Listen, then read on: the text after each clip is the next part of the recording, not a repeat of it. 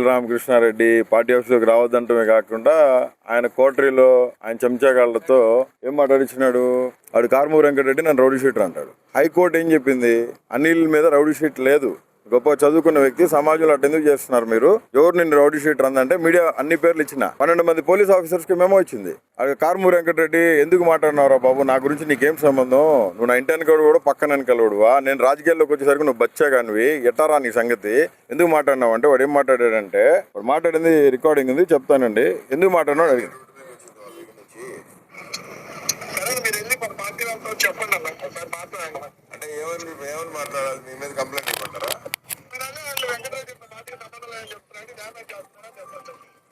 కాదనా, ఇప్పుడు మీరు దయచేసి నా గురించి నేను పార్టీకి విరుద్ధంగా ఏ రోజు మాట్లాడాలా, ఇన్ని సంవత్సరాల్లో నేను ఇన్ని డిబేట్లు మాట్లాడినప్పుడు నాకు ఎవరో కూడా ఇదిగో నా పార్టీకి ఇది కాదు అని నాకు ఎవరు చెప్పలేదు. ఎందుకంటే ఏదైనా ఉంటే చెప్తారు.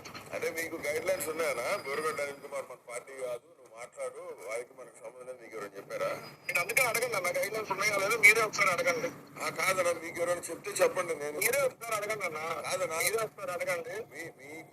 మీకు గైడ్ లైన్స్ మా మీడియా సెల్ శ్రీహరి గారు చూస్తారు, ఓకేనా, పెద్దలు గారు నేను, మీరు ఒకసారి అడగండి. అవునన్నా, సజ్జలలో మీకు చెప్పినారా పార్టీ అనిల్కి మనకి? మీరు అడగండి అన్న, మీరు చెప్పండి ఒకసారి. ఇప్పుడు నాకు మీరు క్వశ్చన్ ఏది కాదన్న, ఎందుకంటే మీరు నన్ను క్వశ్చన్ చేసేటప్పుడు అలా అడగండి. మీకు మీరు పార్టీలో మీకు ఇవన్నీ వాళ్ళే చూస్తారు అంటున్నారు కానీ వాళ్ళకే చెప్పండి. అది ఏంటంటే ఇట్లా చెప్పిన డ్యామేజ్ చేయకపోయింది, నేను పార్టీ మనిషిని అయితే కాదని ఎట్లా చెప్తారు వాళ్ళు అని మీరే అడగండి. అప్పుడు నాకు కమిటీ ఫోన్ చేస్తారు కదా, ఆ టాపిక్ ఏదో చెప్తారు కదా. అంటే జగనన్నకు భారతమ్మకి చెప్పి మీకు ఫోన్ చేపించి అట్లా మాట్లాడుతుంది చెప్పించాలి మీకు, అంతేనా? మీరు అట్లా అనలేదన్నా, మీ పార్టీలో ఎవరు వస్తారు, మీ పార్టీలో అన్ని వాళ్ళే చూస్తారని చెప్తున్నారు కదా. అవునా, వాళ్ళ నుంచి వేరే వాళ్ళకి చెప్తారు కదా, వాళ్ళు మీరు చెప్పేది ఎలా ఉందంటే, మీరు నాకు చెప్పొద్దు, మీరు పైన చెప్పండి, వాళ్ళు నాకు చెప్తారు. ఇప్పుడు జగనన్న మీకు చెప్పాలా లేదా భారతం మీకు ఫోన్ చేసి చెప్పాలా, అంతేనా? నేను అసలు మీరు నాకు ఫోన్ చేసేది అడగటమే రాంగ్ అంటున్నా. ఏం రాంగ్? మీరు నాకు సంబంధం లేదు పార్టీ కదా, ఎవరో చెప్తారు కదా, అడగటమే రాంగ్ అంటుంది. అవునన్నా, ఇప్పుడు మీరు మాట్లాడారు కాబట్టి అడుగుతున్నా. అంటే మీరు నా మీద ఉంటే మీరు వాళ్ళ దగ్గర చెప్పండి అన్న, వాళ్ళ దగ్గర చెప్తే వాళ్ళ గైడ్ లైన్స్ ప్రకారం పనిచేస్తున్నాయి. పార్టీ గైడ్ లైన్స్ నా వ్యక్తిగత నిర్ణయాలు ఏది నేను ఏదో తీసుకోవడం నాకు అవసరం ఏమవుతుంది. సో అందుకని మీరు అడగండి, మీరు చెప్పించండి.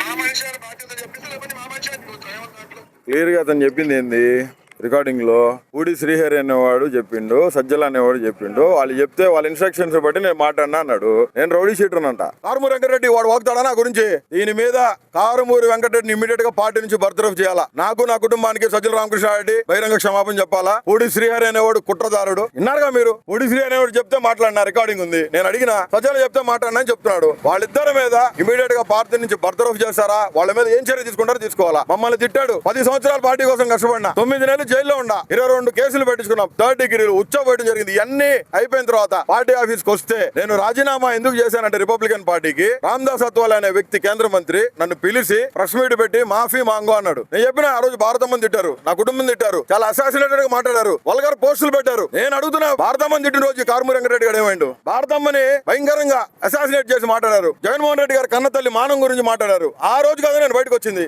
ఆ రోజు కదా భారతమ్మకి పాలాభిషేకం చేసింది, నేను అందుకు కదా నా ఆఫీస్ తగలబెట్టింది. పార్టీలోనే సజ్జల రామకృష్ణారెడ్డి గారు కుట్ర చేసి వాడు కోటరీని పెట్టి నన్ను ఏ కాడికి ఆ కాడికి నాకు భోజనం కూడా ఇక్కడ చేసేదానికి అర్హత లేకుండా చేసిన వ్యక్తి సజ్జల రామకృష్ణారెడ్డి. కుట్ర పని నేను ఒక దళితున్నా, జగన్మోహన్ రెడ్డి గారు దళితులు మా మామూలని కాలర్ పట్టుకొని చెప్పిన వ్యక్తి. ఈ విషయాలు జగనన్నకి తెలియదు. పార్టీలో చాలా మంది ఇబ్బంది పడతా ఉన్నారు. 70% ఆఫ్ ఎమ్మెల్యేస్ మినిస్టర్లు అందరూ చెప్పుకోలేని పరిస్థితిలో ఉన్నారు. మాకందరికి జగన్మోహన్ రెడ్డి నాయకుడు, సజ్జల కాదు. మేము పనిచేసిన జగన్మోహన్ రెడ్డి కోసం, జగన్మోహన్ రెడ్డి కోసమే పనిచేస్తాం, జగన్మోహన్ రెడ్డి కోసం ఇక్కడ చచ్చిపోతాం కూడా చచ్చిపోతాం. ఇక్కడ మాకు ఎవడు నాయకుడు లేడు, వైఎస్ జగన్మోహన్ రెడ్డి నాయకుడు, ఆయన మాకు మూలం. జగన్మోహన్ రెడ్డి క్రెడిబిలిటీ అంతా దోచుకు తిని ఏం చేస్తాడు ఇక్కడ కూర్చొని సజ్జల ఇస్త్రీ కొట్టేసుకొని నలకు కూడా కూర్చుంటాడు. ఇక్కడ పార్టీ కార్యకర్తలు జెండా పట్టుకోమని చెప్పండి, తిరగమని చెప్పండి. సజ్జల రామకృష్ణారెడ్డి ఏ పొద్దునా సరే జెండా పట్టుకొని 1 కిలోమీటర్ నడిచిన బాపుతుందా? జగన్మోహన్ రెడ్డి గారి కోసం ర్యాలీలు చేసింది మేము, ₹1,00,000 ఖర్చు పెట్టింది మేము గుడ్డలు చించుకున్నాం. మమ్మల్ని కొట్టినారు, మమ్మల్ని భయంకరంగా కొట్టినారు, మమ్మల్ని చించారేసినారు పోలీసు వాళ్ళు. 22 కేసులు పెట్టించుకొని 9 నెలలు జైల్లో ఉండేస్తే నాకు ఇక్కడ ఆ గొట్టంగాడు కొనికిస్కా గొట్టంగాడు లోఫర్ నాకు వాడు మాట్లాడతాడా వెంకటరెడ్డి గారు నా గురించి? వాడంతా వాడు బతికేంత గురు, అడుపు కాలిపోతుంది. రోడ్డు మీదకి వచ్చింది నా ఫ్యామిలీ అంతా. నా అకౌంట్స్ బ్లాక్ చేశారు. నా కంపెనీలు 2 సాఫ్ట్వేర్ కంపెనీ, నా భార్య ఒక ఫ్రీడమ్ ఫైటర్ గారి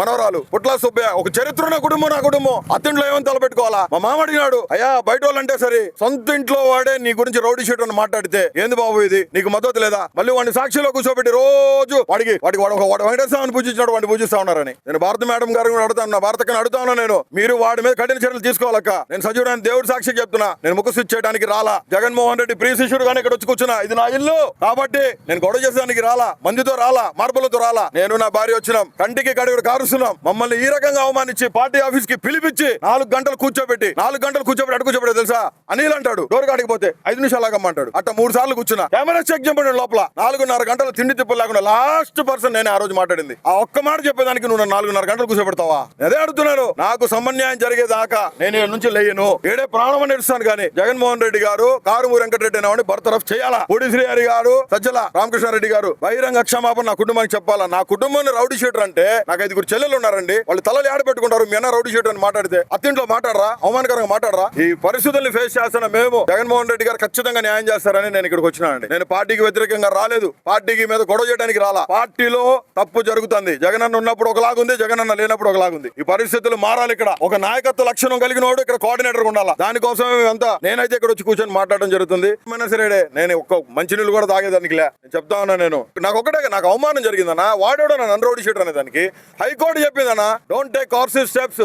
దీని మీద మీరు మాకు ఎక్స్ప్లెనేషన్ ఇవ్వకపోతే మీకు మెమోలు దాఖలు చేస్తాం. ఇలా వాళ్ళు 12 మంది పోలీస్ ఆఫీసర్స్ కి, కుటుంబ ప్రభుత్వం 12 మంది పోలీస్ ఆఫీసర్ మెమోలు ఇచ్చిందన్నా నన్ను రౌడీ షీటర్ అన్నందుకు. ఈ విషయం నేను జగన్మోహన్ రెడ్డి గారి పిఏ కేఎన్ఆర్ కి 3 రోజుల క్రితమే నేను మెసేజ్ పెట్టినా. నాకు చాలా ఇబ్బందిగా ఉంది, జగన్మోహన్ రెడ్డి గారికి తెలియజేసి వెంటనే ఒకసారి ఫోన్ మాట్లాడుచున్నాను. అతను చెప్పడు, సాక్షిలో ఏదైనా న్యూస్ ఇద్దామా వెళ్తే నా వైఫ్ సాక్షులను పిలిస్తే, మేడం మేము రావడానికి లేదు, సజ్జల ఇన్స్ట్రక్షన్స్ ఉన్నాయి, బోరుగడ్డ అనిల్ కుమార్ ఇష్యూ కవర్ చేయొద్దని. ఏం పాపం చేశాను నేను? ఏం పాపం చేశాను? మాకు ఈ స్థితి ఎందుకు కల్పించినారు? ఈ పొద్దు మీరు రోడ్డు మీద వచ్చేసింది ఫ్యామిలీ మాది మొత్తం.